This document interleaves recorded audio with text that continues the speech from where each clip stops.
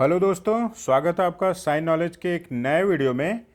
इस वीडियो में हम लोग जैन धर्म के बारे में डिस्कशन करेंगे, जो कि आपके एग्ज़ाम के पॉइंट ऑफ व्यू से बहुत ही इम्पोर्टेंट हो सकता है। इस वीडियो में जो नोट्स बनाए गए हैं वो सभी एनसीईआरटी से और परीक्षा में जितने भी क्वेश्चन आ चुके हैं उन सबको शामिल करके बनाया गया है जी, ताकि हम लोग कम समय में इनको डिस्कस कर सकें और एग्ज़ाम में हाई स्कोर ला सकें। तो चलिए शुरू करते हैं। जैन धर्म के प्रवर्तक की बात की जाए तो इसके प्रवर्तक ऋषभदेव थे। यही इसके प्रथम तीर्थंकर थे। तीर्थंकर का अर्थ होता है जो ज्ञान प्राप्त मनुष्य होता है और अन्य मनुष्यों को भवसागर से पार लगाता है। ऋषभदेव का नाम आदिनाथ भी था। ऋषभदेव की चर्चा ऋग्वेद में भी है। इनको विष्णु का अवतार भी कहा गया था ऋग्वेद में।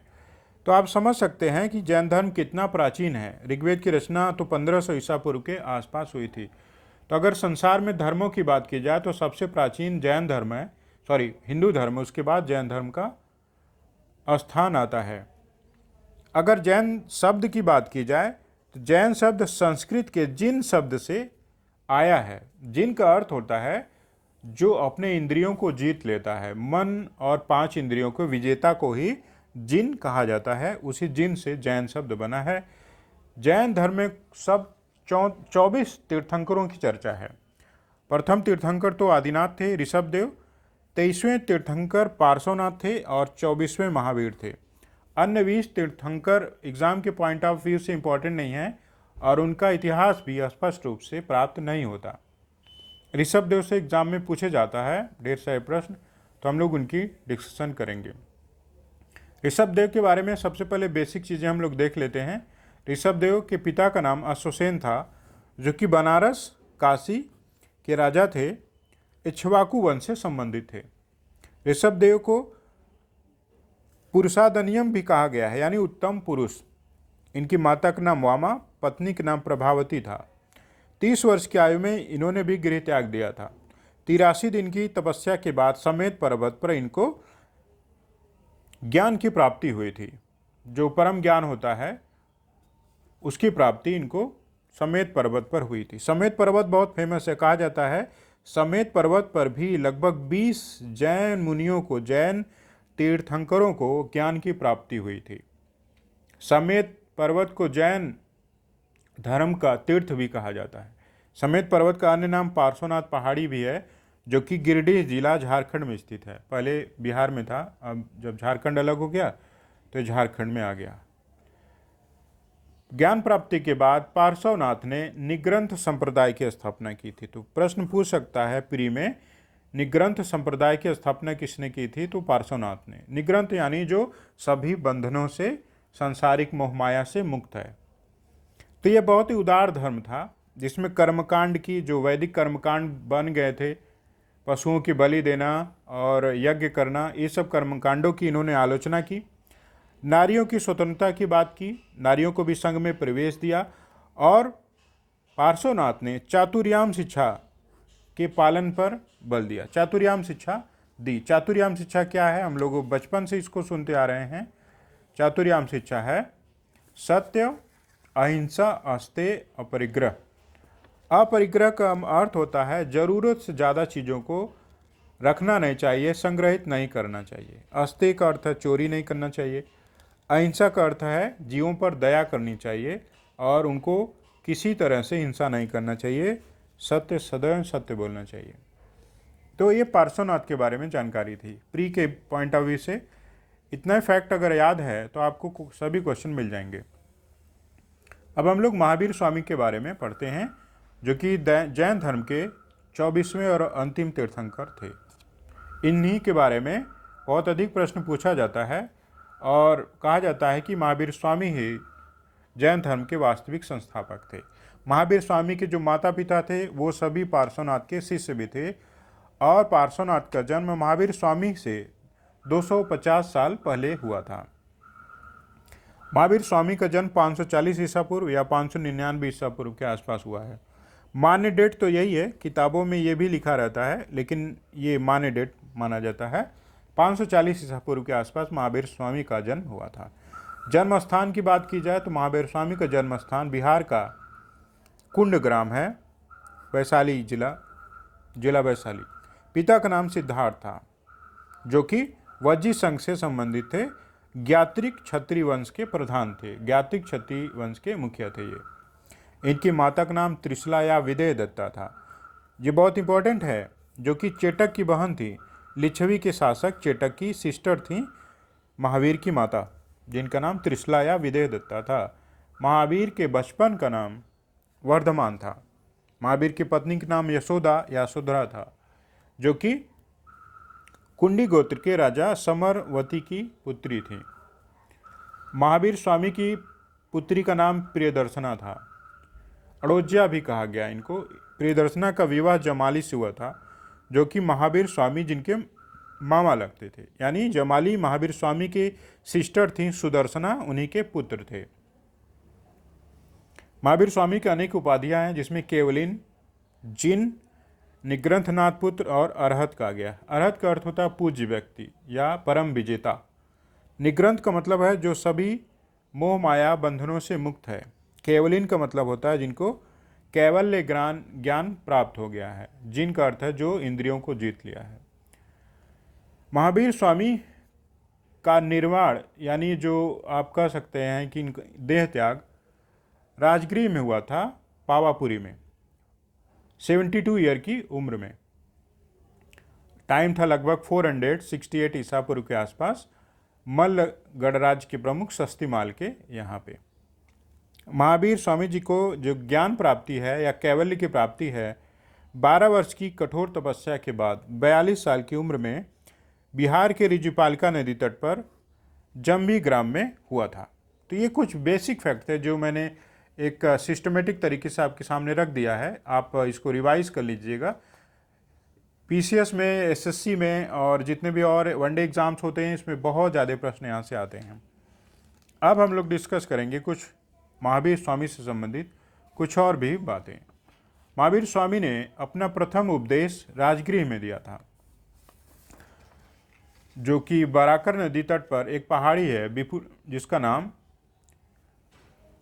विपुलाचल पहाड़ी है। वहीं पर इन्होंने प्रथम उपदेश दिया था। इनके प्रथम शिष्य, इनके जो दामाद थे, जमाली थे, जो कि भिक्षु बने। भिक्षु जैन साधु को कहते हैं, जैन साधु जो कि संघ में रहते हैं। महावीर स्वामी के भाई का नाम नंदीवर्धन था। इन्हीं से आज्ञा प्राप्त करके इन्होंने 30 वर्ष की उम्र में अपना गृह त्याग किया था। महावीर स्वामी की शिष्या का नाम, प्रथम शिष्या जो थी वो चंपा के नरेश दधिवाहन की पुत्री चंदना थी। यही प्रथम भिक्षुणी बनी थी। भिक्षुणी मतलब जैन साधुनी, जो कि संघ में रहती थी।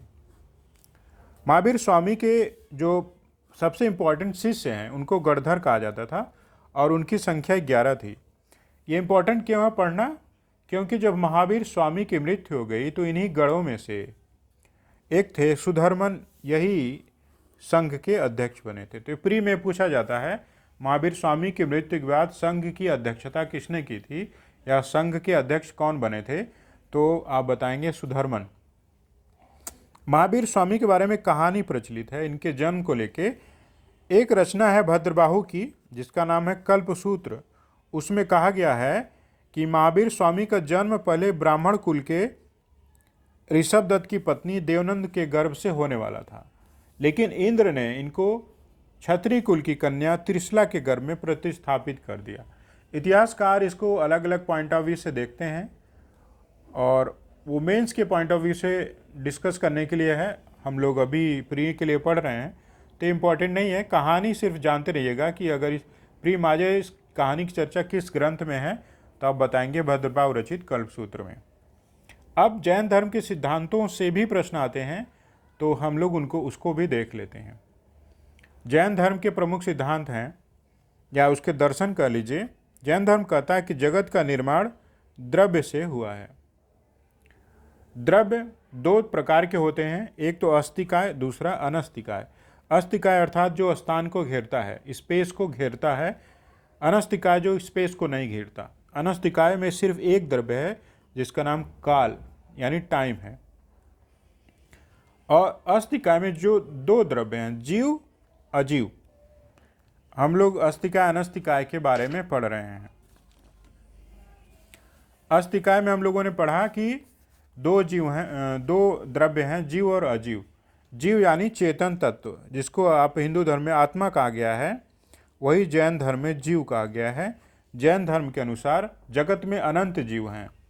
जैन धर्म तो पत्थर में भी जीव की कल्पना करता है। वो कहता है कि पत्थर में भी जीव होता है, पेड़ पौधों में भी जीव होता है। तो आप समझ लीजिए कि बहुत पहले जैन धर्म में बता दिया गया था कि पेड़ पौधों में भी जीवन है। और दूसरा द्रव्य अजीव है, जिसको इसका अर्थ है अचेतन यानी जड़ तत्व। अजीव 5 हैं: पुद्गल, काल, आकाश, धर्म और अधर्म। इनका अलग अलग अर्थ है। जैन धर्म के विशेष टर्मिनोलॉजी है ये। पुद्गल का अर्थ है जो पुनः पुनः गलता है, टूटता है और जुड़ जाता है, जिसमें संयोग और वियोग होता है, वैसे द्रव्य को पुद्गल कहते हैं। काल यानी टाइम, ये ऐसा द्रव्य है जो समय स्थान नहीं घेरता, इसलिए इसको अनस्थिकाय भी कहा गया है। आकाश क्या होता है? जो सबको घेरे हुए, सबको स्थान देता है। धर्म कौन सा द्रव्य है? जो गति देने वाला है, जो ऊर्जा देने वाला है, उसको धर्म कहते हैं। अधर्म क्या है? जो आलस पैदा करने वाला है, स्थिर पैदा करने वाला है, जो स्थिर कर देता है, उसको अधर्म कहते हैं। जैन धर्म ये भी मानता है कि ईश्वर को जगत का वास्तविक कारण नहीं है। जैन धर्म, याद रखिएगा, एक नास्तिक है, नास्तिक दर्शन है। नास्तिक दर्शन का मतलब कि वेदों पर विश्वास नहीं करता, और दूसरा है ये ईश्वर को भी नहीं मानता। तो महावीर और जो तीर्थंकर है उन्हीं को ईश्वर मानता है ये। तो ये चीज़ जो परंपरागत ईश्वर है उनको जैन धर्म नहीं मानता। तो आप याद रखिएगा, नास्तिक दर्शन है ये। कर्म और पुनर्जन्म के सिद्धांत पर जैन धर्म विश्वास करता है। जैन धर्म के प्रमुख शिक्षाओं की, प्रमुख सिद्धांतों की बात की जाए तो इसके 2 प्रमुख सिद्धांत हैं जो परीक्षा में पूछे जाते हैं। उसमें सबसे इंपॉर्टेंट है अनेकांतवाद, जो कि ज्ञान की सापेक्षता का सिद्धांत है। अनेकांतवाद का क्या अर्थ है? नाम से ये स्पष्ट है। अनेक कांतवाद, अनेक मतलब होता है विश्व में, जैन धर्म कहता है विश्व में अनंत वस्तुएं हैं, अनंत वस्तुएं हैं, अनेक वस्तुएं हैं, और प्रत्येक वस्तु के अनंत गुण हैं, और उस वस्तु का ज्ञान या उन गुणों का ज्ञान किसी व्यक्ति को संपूर्णता से नहीं हो सकता। और व्यक्ति का जो ज्ञान होता है वो सापेक्षिक ज्ञान ही होता है। वस्तु के बारे में व्यक्ति का ज्ञान जो है सापेक्ष ज्ञान, यानी व्यक्ति के संदर्भ में भी होता है। संपूर्ण ज्ञान किसी वस्तु का नहीं हो सकता, क्योंकि किसी वस्तु के अनंत गुण हैं, तो अनंत गुणों को एक व्यक्ति नहीं जान सकता। इसका सबसे अच्छा उदाहरण आपने सुना होगा, 7 अंधे और एक हाथी की कहानी, बचपन में आपने पढ़ी होगी, जिसमें 7 अंधे जाते हैं, एक हाथी को पकड़ते हैं और कहते हैं हाथी खंबे जैसी है, हाथी झाड़ू जैसी है। इस तरह से हाथी की व्याख्या करते हैं। तो एक ज्ञानी व्यक्ति कहता है नहीं, सब गलत है, हाथी तो अलग तरीके से दिखती है। तो ऐसे ही सिद्धांत को अनेकांतवाद कहा गया है। अनेकांतवाद दोस्तों बहुत ही वैज्ञानिक सिद्धांत है। वो कहता है कि ज्ञान तो अनंत है, कोई एक व्यक्ति उसको संपूर्णता से नहीं जान सकता। अगर यही चीज़ सब व्यक्ति को पता हो जाए तो उसके भीतर से कट्टरता दूर हो जाएगी और ज्ञान का अहंकार भी दूर हो जाएगा। अनेकांतवाद के बाद अनेकांतवाद की परिणति स्यादवाद में होती है। स्यादवाद जैन धर्म का प्रमुख सिद्धांत है। ये 7 हैं, यानी इसको सप्तभंगी नए ज्ञान कहा गया है। इसका अर्थ होता है किसी एक वस्तु को हम लोग 7 तरीके से देख सकते हैं। कैसे देख सकते हैं? यानी शायद वस्तु है, किसी वस्तु को जब हम लोग देखेंगे तो संपूर्णता से तो नहीं जान सकते, तो हमेशा शायद लगा के बात जब हम लोग करेंगे तो 100% सही होगी। शायद शब्द अगर किसी सेंटेंस में लगा दिया जाए तो सेंटेंस कभी गलत नहीं होगा, कभी असत्य नहीं होगा, और ये वस्तुओं के देखने का एक दृष्टिकोण को अभिव्यक्त करेगा। तो ये 7 तरीके के दृष्टिकोण कौन कौन से हैं? शायद है, शायद नहीं है, शायद है और नहीं है। स्यात् अव्यक्तम यानी व्यक्त नहीं किया जा सकता। चौथा सिद्धांत है। प्री में नहीं पूछा जा सकता, बस आपको जानकारी हो इसलिए मैंने यहाँ पर मेंशन कर दिया है। पांचवा है स्याद् है किंतु कहा नहीं जा सकता। छठा है स्याद् नहीं है और कहा नहीं जा सकता। सातवां स्याद् है नहीं है और कहा नहीं जा सकता। ये वस्तुओं को देखने के दृष्टिकोण है, तो इतने रूप में हम वस्तु को देख सकते हैं और उसकी चर्चा कर सकते हैं। तो आपने देखा कि जैन धर्म के प्रमुख सिद्धांतों में अनेकांतवाद और स्याद्वाद है। अब हम लोग जैन धर्म की प्रमुख शिक्षाओं की चर्चा कर लेते हैं। जैन धर्म की प्रमुख शिक्षा क्या है कि संसार दुखमय है, और ये दुख क्यों होता है? अपने ही कर्मों के कारण होता है। कर्म फल के कारण ही व्यक्ति बंधन में पड़ता है।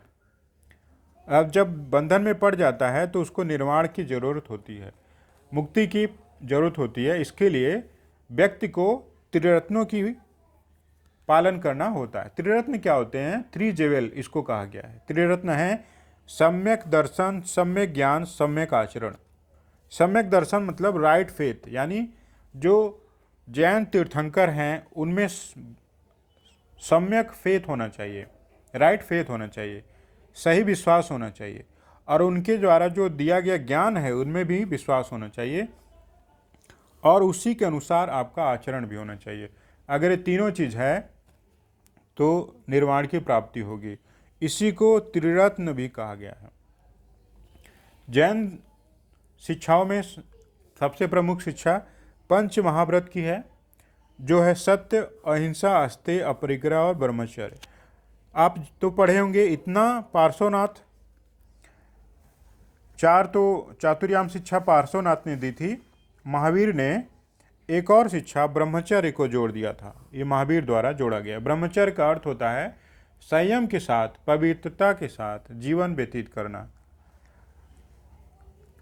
जैन दर्शन या जैन धर्म में काया क्लेश पर बहुत अधिक बल दिया जाता है। यही अंतर है बौद्ध दर्शन में। बौद्ध दर्शन माध्यमिक दर्शन है, उसमें काया क्लेश पर बहुत अधिक बल नहीं दिया जाता। लेकिन जैन दर्शन तो ऐसा कहता है कि काया क्लेश को यानी शरीर को सुखा देना चाहिए। काया मतलब शरीर होता है, उसको बहुत अधिक क्लेशित करना चाहिए, बहुत अधिक पनिश करना चाहिए।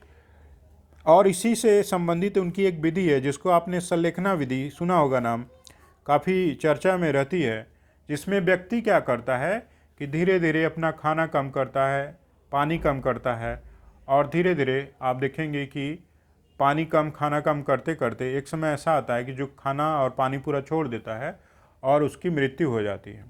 ऐसी विधि को संलेखना विधि कहते हैं, जो कि जैन धर्म की देन है। परीक्षा में ये भी पूछा जाता है जैन धर्म किसकी संलेखना विधि किस धर्म से संबंधित है, तो आप बताएंगे संलेखना। ऐसा कहा जाता है कि चंद्रगुप्त, जिन्होंने मौर्य वंश की स्थापना की थी चाणक्य की सहायता से, उन्होंने भी अपना प्राण संलेखना विधि से ही त्यागा था। मैसूर में श्रवणबेलगोला में जब उनको लास्ट में राजपाट त्याग के जैन धर्म उन्होंने ग्रहण कर लिया था और संलेखना विधि से अपना प्राण त्याग दिया था। तो इस रूप में जैन धर्म के पहले पार्ट को हम लोगों ने पढ़ा। एग्जाम के पॉइंट ऑफ व्यू से बहुत इंपॉर्टेंट होने वाला है। एक एक चीज़ बहुत इंपॉर्टेंट है, इसको ध्यान से सुनिए और इतिहास को रिवाइज करते रहिए। जैन धर्म से संबंधित और भी इंपॉर्टेंट फैक्ट हैं, इंपॉर्टेंट चीज़ें हैं, जिसकी चर्चा हम लोग नेक्स्ट वीडियो में पार्ट 2 में करेंगे। वीडियो आपको पसंद आई हो तो दोस्तों लाइक ज़रूर करिएगा, लोगों में शेयर करिएगा। दोस्तों में जो एग्ज़ाम की तैयारी कर रहे हों, चाहे SSC हो, चाहे वो रेलवे हो, चाहे वो टीचर का एग्ज़ाम हो, PCS IAS, सब में इनको शेयर कर सकते हैं। और उसके बाद चैनल को सब्सक्राइब जरूर करिएगा। मिलते हैं नेक्स्ट वीडियो में। Thank you.